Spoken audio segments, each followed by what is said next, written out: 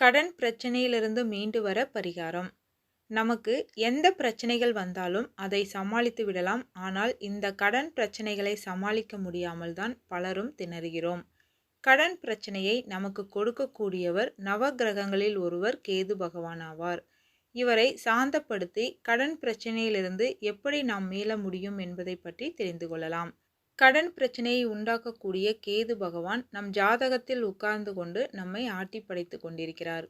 இனிமேல் நாம் கடனே வாங்கக்கூடாது என்று நினைத்தாலும் மீண்டும் கடனை வாங்க வைப்பதில் இவர் வல்லவர்.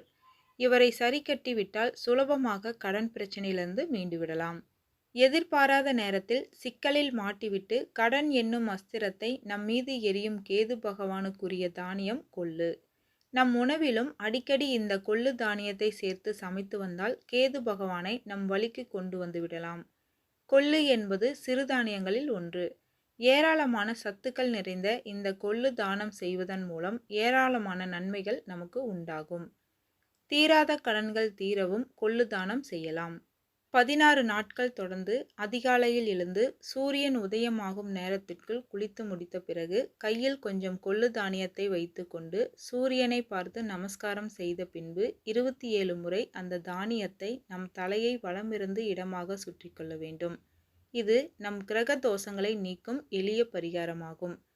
கேது பகவானால் வரக்கூடிய துன்பங்கள் நீங்கி கேதுவின் அருள் கிடைக்கும் அற்புத பரிகாரமாகும்.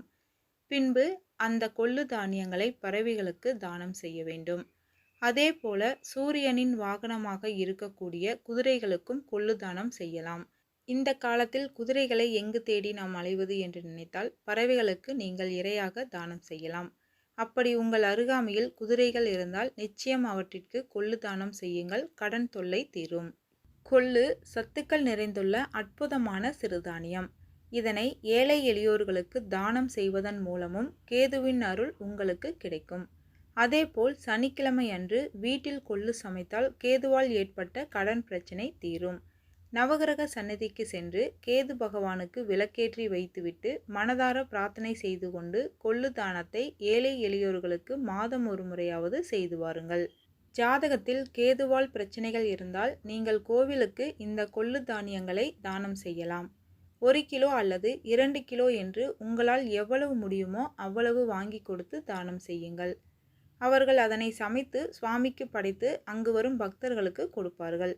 அதேபோல் நாமும் வீட்டில் கொள்ளு வேக வைத்து சுண்டல் எப்படி செய்வோமோ அதேபோல் தயார் செய்து கோவிலுக்கு கொண்டு சென்று அங்கு வரும் பக்தர்களுக்கு தானம் செய்யலாம். இந்த முறைகளில் நீங்கள் கொள்ளு தானம் செய்தால் விரைவிலேயே உங்கள் கடன் எல்லாம் அடைந்துவிடும் என்பது நம்பிக்கை.